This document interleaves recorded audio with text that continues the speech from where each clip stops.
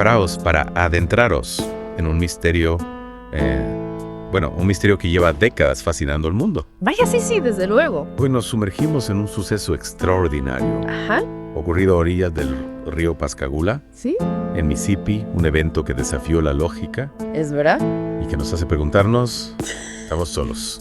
Un caso que sigue siendo uno de los más debatidos en la historia de la ufología, incluso después de tantos años. Exacto, y nuestra fuente principal, el artículo de la Wikipedia en español sobre la abducción de Pascagoula, nos ofrece una perspectiva singular. Interesante. Imagina dos trabajadores de un astillero, Sí.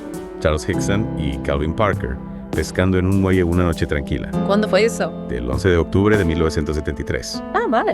De repente un zumbido extraño, dos luces azules parpadeantes. Y la aparición de un objeto ovalado de entre 9 y 12 metros de ancho y de 2 a 3 metros de largo. Algo totalmente desconocido para ellos. Ya. Según su relato, quedaron conscientes pero paralizados mientras tres criaturas se acercaban. Criaturas. El artículo las describe con bocas robóticas resquebrajadas y pinzas similares a las de un cangrejo. Caray. ¿Os imagináis la escena? Detalles que sin duda se quedan grabados en la mente.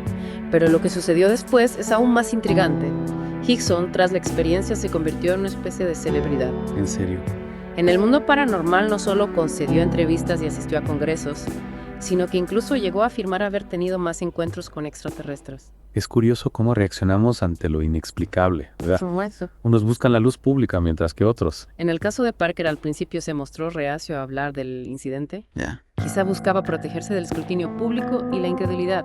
Es comprensible, sin embargo, con el tiempo, Parker también empezó a acudir a convenciones sobre ovnis e incluso fundó una empresa para producir series de televisión sobre este fenómeno. Dos hombres, una experiencia compartida, pero dos caminos tan diferentes. Me pregunto si sus relatos con el paso del tiempo habrán mantenido la misma coherencia. Analizando sus publicaciones, encontramos algunas diferencias. Hickson, en su libro Contacto OVNI en Pascagoula, publicado en 1983, describe la nave y a los seres con una precisión casi obsesiva. Vaya. Mientras que Parker, en su libro Pascagoula, el encuentro más cercano a mi historia, publicado en 2018, se centra más en el impacto emocional de la experiencia. Es como si Hickson buscara pruebas mientras Parker busca respuestas. ¿Puede ser? Fascinante. Y luego, en 2019, se colocó un marcador histórico en el lugar de la supuesta abducción.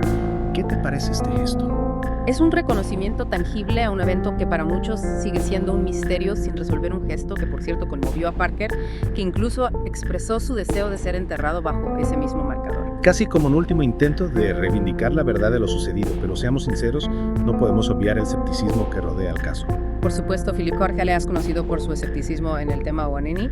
Tras analizar el caso, encontró discrepancias en el relato de Hickson, sobre todo en las descripciones que ofrecía. Y recordemos que Hickson se negó a someterse a una prueba de polígrafo, lo que aumentó las sospechas de clase. Otro investigador, Joe Nickell, argumentó que el comportamiento de Hickson era cuestionable. Nickell incluso planteó la posibilidad de que Hickson hubiera experimentado una alucinación hipnagógica. ¿Y eso qué es? Ese estado entre la vigilia y el sueño que puede producir imágenes vívidas. ¿Y qué hay de la versión de Parker? Podría ser fruto de la sugestión.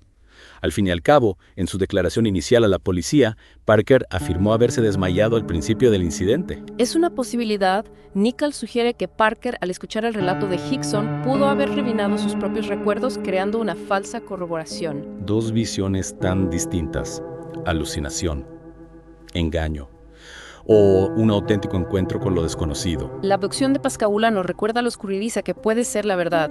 Tenemos el testimonio de dos hombres, detalles específicos sobre el objeto y las criaturas, incluso un marcador histórico que conmemora el evento, y aún así las dudas persisten. Es como si estuviéramos atrapados en un laberinto de posibilidades. ¿Por dónde continuamos? Quizás la clave esté en profundizar en los detalles. El propio Klaas, a pesar de su escepticismo, admitió que ciertas características del caso lo intrigaban, por ejemplo, la descripción del sonido que emitía la nave. Así. Un zumbido de baja frecuencia que algunos testigos en la zona también afirmaron haber escuchado. Un detalle que, de ser cierto, dotaría de mayor credibilidad al testimonio de Hickson y Parker. ¿Y qué hay de las luces azules? Existen otros casos de abducción con elementos similares. Es interesante que lo menciones. Las luces azules son un elemento recurrente en muchos relatos de encuentros con ovnis. Algunos investigadores las asocian con algún tipo de tecnología de propulsión desconocida, mientras que otros las interpretan como un fenómeno puramente psicológico. Ya veo. Una especie de impresión que la mente humana crea ante lo inexplicable. En este caso, en concreto, podría haber una explicación más terrenal, algún fenómeno atmosférico inusual. Las condiciones meteorológicas de esa noche fueron investigadas y no se encontró nada fuera de lo común. De hecho, algunos testigos presenciales, además de Hickson y Parker, afirmaron haber visto luces extrañas en el cielo esa misma noche. Es decir, que la posibilidad de un evento real, aunque inexplicable, sigue estando ahí. ¿Qué opinas de la reacción de la comunidad ufológica ante este caso?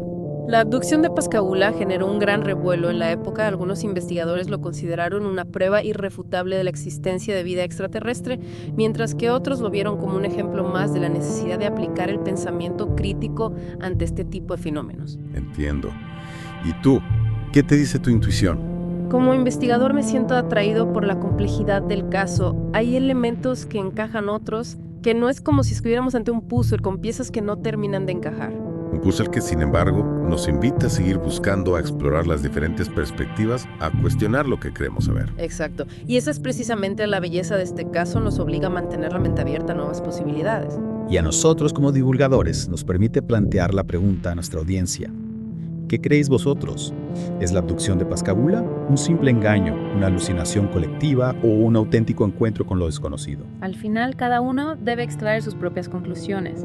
Lo importante es hacerlo desde la información, el análisis y la reflexión crítica. Y si esta inmersión en el caso os ha despertado la curiosidad, os animamos a profundizar en él.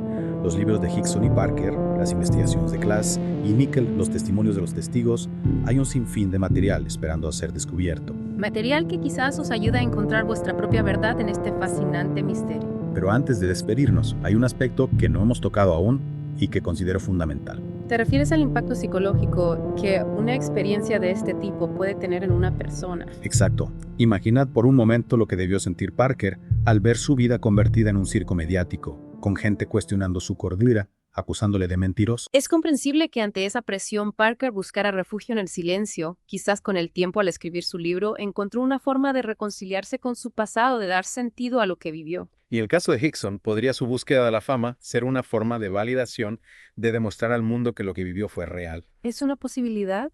La mente humana es compleja y a veces busca mecanismos de defensa ante experiencias traumáticas. Quizás nunca sepamos con certeza qué sucedió aquella noche en Pascagoula, pero lo que sí podemos hacer es reflexionar sobre el impacto que este tipo de eventos tienen en la vida de las personas, en la forma en que percibimos la realidad y, en definitiva, en nuestra propia búsqueda de la verdad.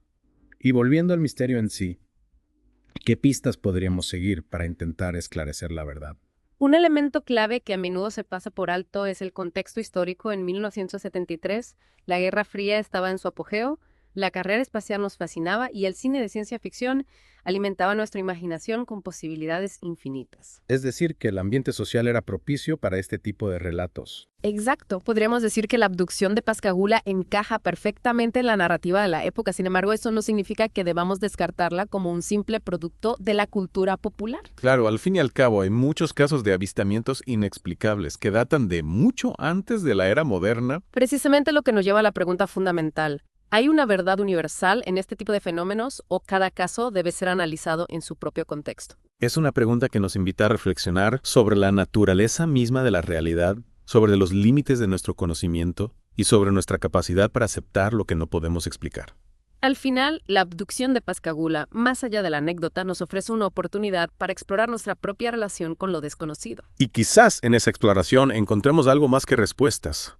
Tal vez descubramos nuevas preguntas, nuevas vías de investigación, nuevas formas de mirar al cielo y preguntarnos ¿qué hay ahí fuera? Y con esa pregunta, flotando en el aire, damos por concluida esta inmersión en el misterio de la abducción de Pascagoula. Un misterio que, como hemos visto, sigue abierto a la interpretación, a la duda, a la posibilidad. Gracias por acompañarnos en este viaje a través de lo inexplicable. Hasta la próxima.